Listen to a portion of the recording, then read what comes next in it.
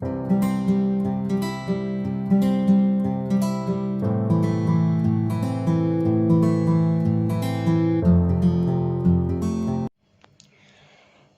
morning, all of you. Children, wish you all a very happy Children's Day. बच्चों, आज के इस मौके पर मैं आपको एक डायरी के कुछ पन्ने पढ़कर सुनाना चाहती हूँ। ये डायरी एक बाप ने अपने बेटे के नाम लिखी है।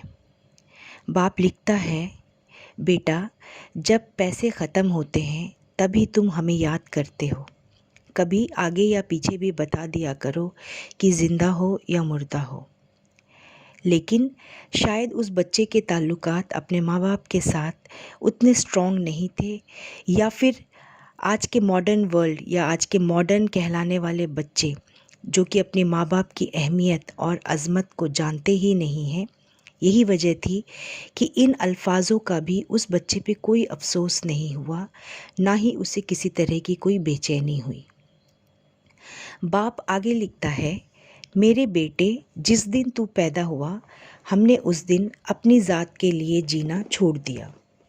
हमने तेरे लिए ज़िंदगी का सफ़र शुरू किया। तुझे ठंडी छाँव में बिठाने के लिए गर्म हवाओं से लड़ा। तुझे ठंडी हवाओं से बचाने के लिए बर्फीली रातों से लड़ा। तेरी एक मुस्कुराहट देखने के लिए सारी सारी रात तड़पा। तुझे एक अच्छी ज़िंदगी देने के लिए कोल्हू के बैल की तरह दिन रात चक्कर काटता रहा और अपनी हड्डियों का रस निकालकर तेरी हड्डियों में डाल दिया। वक्त के साथ साथ मैं बूढ़ा होता गया और तू जवान होता गया। मेरी कमर झुक गई, तेरी कमर उठ गई। मेरी टांगें बूढ़ी हो गई और उसमें से जान निकल गई। तेरी टांगें मजबूत हो गई। मेरे हाथ कांपने लगे, तेरे हाथ मजबूत हो गए।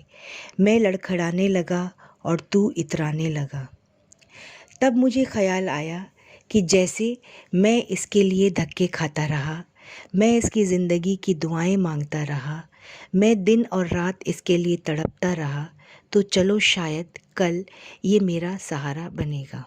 लेकिन जब तुझमें जवानी की लहर दौड़ी और मुझे बुढ़ापे ने खा लिया, जब जवानी ने तुझमें रंग भरा और बुढ़ापे ने मेरे रंग छीन लिए, जब जवानी ने तुझे सीधा किया और बुढ़ापे ने मेरी कमर झुका दी, तो एकदम तू मुझे ऐसे घूर के देखने लगा और तेरी आंखें माथे पर चढ़ गईं और ऐसा लगा जैसे मैं तेरा नौकर हूँ और तू मेरा मालिक।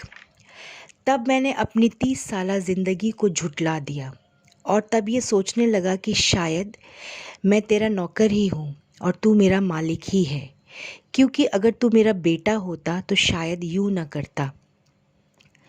बाप आगे लिखता है, तूने मेरी रातों के तड़पने को भुला दिया। तूने मेरी गर्मी और सर्दी से लड़ने को भुला दिया। मेरे कोल्हू के बैल की तरह चक्कर काटने को भुला दिया और मैंने अपनी खुशियों और ख्वाहिशात को दफन कर दिया अपने सीने में और अपने सीने को कब्रिस्तान बना लिया, जहाँ ना ही कोई ख्वाहिशात थी, ना ही कोई खुशी थी। अगर कुछ था तो सिर्फ तेरे लिए कुछ कर गुजरने का जज्बा था। और आज तू मुझसे पूछता है कि तूने मेरे लिए किया क्या। अच्छा मेरे पुत्र, तेरा भी वक्त आएगा। कल तेरे भी बच्चे होंगे और यही करेंगे और कहेंगे कि तूने उनके लिए किया क्या। अरे बदबख्त, तेरे लिए तो तेरा बाप आज पिस कर रह गया और तू पूछता है कि तूने मेरे लिए किया क्या। बच्चों, आज के इस मॉडर्न वर्ल्ड में अगर आपसे पूछा जाए कि दुनिया का सबसे अमीर आदमी कौन है, तो शायद आपका जवाब होगा कि जिसके पास बहुत बड़ा बैंक बैलेंस हो, बहुत कीमती मकान हो, बहुत कीमती गाड़ियाँ हों, वो सबसे अमीर आदमी है। लेकिन ये गलत डेफिनेशन है। सही डेफिनेशन एक अमीर आदमी की ये है कि वो इंसान जिसके माँ और बाप ज़िंदा हो और वो अपने माँ बाप की खिदमत करता हो, अपने माँ बाप की दुआएं लेता हो। जिस इंसान के पास दुआओं का एक बहुत बड़ा बैंक बैलेंस हो, उससे अमीर आदमी कोई और हो नहीं सकता।